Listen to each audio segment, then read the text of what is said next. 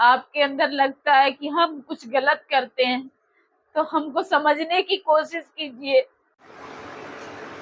Hello दोस्तों और नमस्कार सभी को। आज सिर्फ और सिर्फ हम लड़कियों और महिलाओं के बारे में अपनी राय देना चाहते हैं और मैं ये चाहती हूँ कि मेरी वीडियो सब तक पहुँचाएं आप लोग। अगर मेरी वीडियो को जेंट्स लोग देख रहे हैं तो प्लीज इस वीडियो को अपने माँ बहनों तक शेयर जरूर कीजिएगा। आइए अब शुरुआत करते हैं। हमें ये समझना होगा कि हमारी जिंदगी जो शुरुआत होती है जब हम माँ के गर्भ में आते हैं, तो हमें भी ये बात नहीं पता होती है कि हम इस दुनिया में आएंगे या नहीं आएंगे। खुदा न खास्ता अगर बहुत सौभाग्य की बात होती है कि अगर हम इस दुनिया में आ जाते हैं, इस दुनिया में आने के बाद भी हमें बहुत कुछ झेलना होता है। हमारी आजादी, हमारे सपने सब दूसरों के हाथ में होंगे। पहले माँ बाप के हाथ में हमारी आजादी होगी, फिर ससुराल वालों के हाथ में होगी। वो जिस हिसाब से हम लोगों को चलाएंगे उन लोगों के अनुसार ही हम लोगों को चलना होगा। मैं ये सभी महिलाओं के लिए और सभी बेटियों को ये जागरूक करना चाहती हूँ कि हमें अपने अस्तित्व को पहचानना होगा। आखिर हमारा वजूद ही क्या है, हम क्यों नहीं अपने आप को समझ पाते हैं। और जब तक हम समझते हैं तब तक बहुत देर हो जाती है। हमारे जन्म के साथ हमारी सेफ्टी माँ बाप के हाथ में होना, ससुराल वालों के हाथ में होना जरूरी होता है। क्योंकि अगर वो लोग हमारी सेफ्टी नहीं करेंगे तो सबसे पहले तो ये समाज लोग ही हमें नोच के खा जाएगा। हम इतने नाजुक होते हैं, हम इतनी नाजुक पड़ाव से गुजरते हैं जिसको सिर्फ महिलाएं ही समझ सकती हैं। अगर हम समाज से बच भी गए तो 10-12 साल की एज में हमको पता है मासिक धर्म से गुजरना पड़ता है। एक असहनीय दर्द के साथ हम अपने जीवन की शुरुआत कर देते हैं। उस असहनीय दर्द के साथ हम जीना सीख जाते हैं। फिर 18 या 19 साल की एज में हमारे जो अंदर हार्मोन चेंजेस होते हैं, अट्रैक्शन होता है हमें, जिसे प्यार का नाम दिया जाता है। हम प्यार कर बैठते हैं। लगभग सभी महिलाएं, सभी बेटियां इस दौर से गुजरती हैं। कमेंट करके जरूर बताइएगा ये सही मैं बोल रही हूँ या गलत बोल रही हूँ। ज्यादातर, मैं सभी की बात नहीं कर रही हूँ, मगर ज्यादातर लोग ऐसे इस स्टेज से गुजरते हैं। बहुत कठिन परिस्थिति हो जाती है हम लोगों की उस समय कि हम आखिर चूज किस चीज को करें। एक हमारे माँ बाप ने हमें जन्म दिया है, हमारी परवरिश की है, हम नहीं कर सकते ऐसा। वहीं दूसरी तरफ हमारा अट्रैक्शन होता है, हमारी फीलिंग उससे, लड़के से जुड़ी होती हैं। हम उस चीज को भी छोड़ना नहीं चाहते हैं, हम उसे भी धोखा देना नहीं चाहते हैं।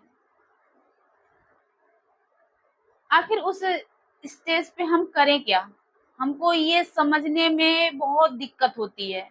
उस समय ही अपने आप को सुसाइड कर लेती हैं। बहुत ऐसी लड़कियां हैं, उनका प्यार नहीं मिलता है, सुसाइड कर लेती हैं। अगर वहां से अगर हमको दो रास्ते मिलते हैं, या तो हम अपने माँ बाप के कहे अनुसार शादी कर लेते हैं तो ठीक है, शादी कर लिए। अगर हमारी जिंदगी में सुख आया तो ठीक है। अगर वो दुख आता है तो यही घर वाले हमसे यही एक उम्मीद करके कहते हैं, बेटा अब आपके नसीब में जो था वो हम नहीं बांट सकते ना, आपके नसीब में जो लिखा है आपको खुद भुगतना होगा। यही घर वाले हमारे को समझाने लगते हैं कि हमारे नसीब में दोष है। फिर हमें, अगर हम उस माहौल में एडजस्ट नहीं हो पाते हैं, हम अपने ससुराल में एडजस्ट नहीं हो पाते हैं, तो वही माँ बाप हमसे कहने लगते हैं, अगर आप अपने ससुराल में एडजस्ट नहीं हो पा रहे हैं तो आप मेरे घर भी मत आइएगा। क्योंकि उनकी भी एक रेपुटेशन होती है। हम आखिर समाज में रह के कितनी परिस्थितियों को झेलेंगे। कभी हम माँ बाप की पगड़ी के लिए सैक्रिफाइस कर लेते हैं ससुराल में, कभी हम बच्चों के लिए उनके भविष्य की चिंता करके हम अपने आप को उस माहौल में ढालने की कोशिश करते हैं।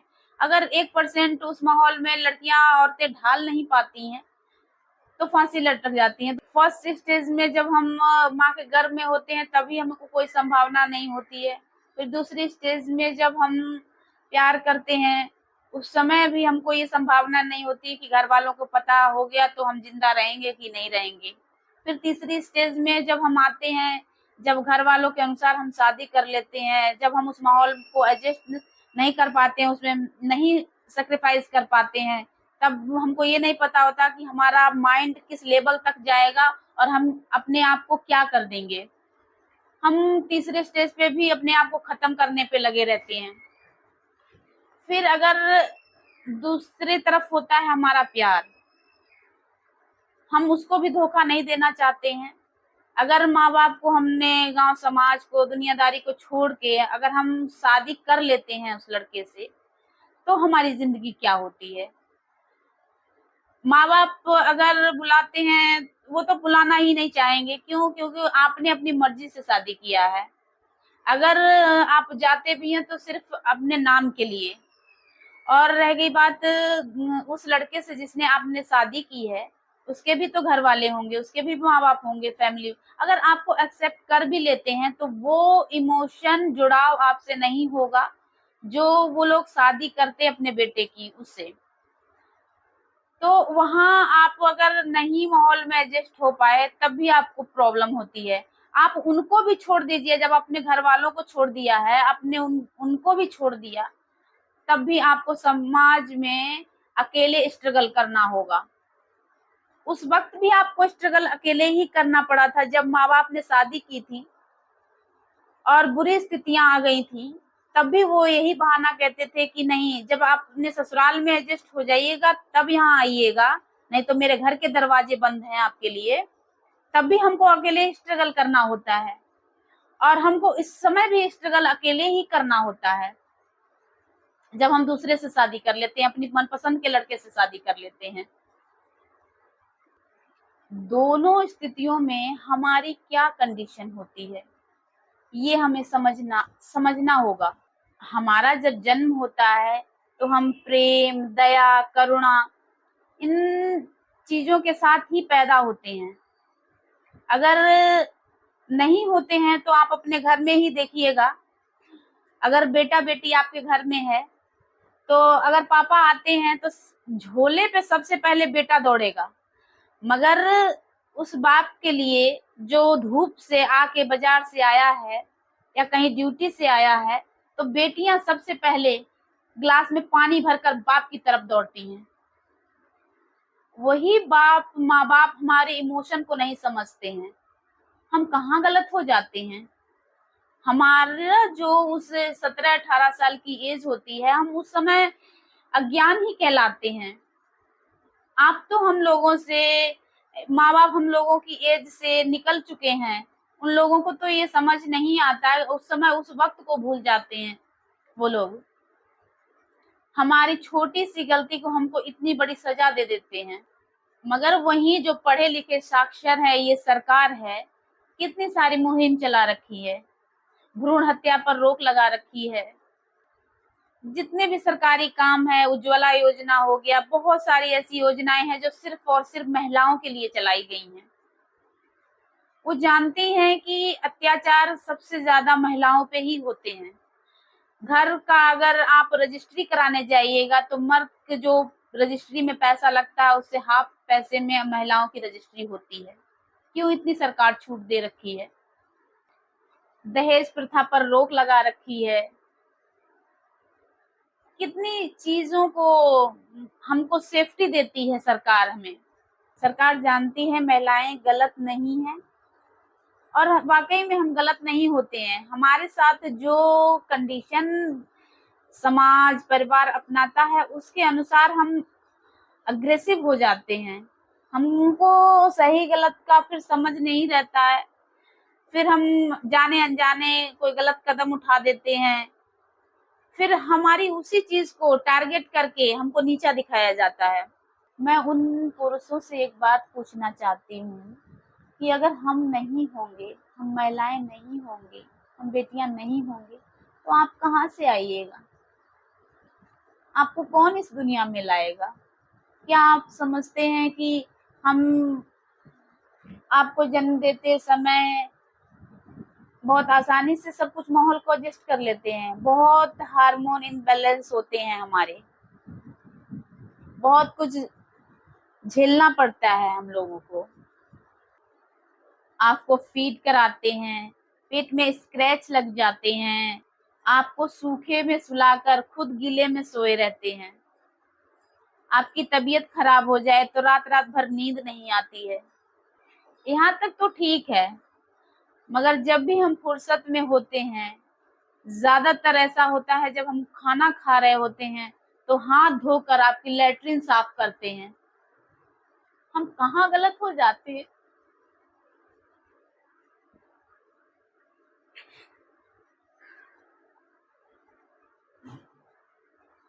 इतना सब कुछ सहने के बाद आप लोग हमें ही दोषी ठहराते हैं।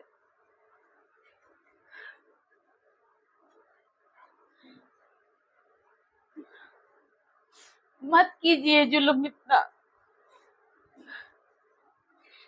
नहीं तो धरती पे आपका अस्तित्व भी मेरे साथ साथ समाप्त हो जाएगा।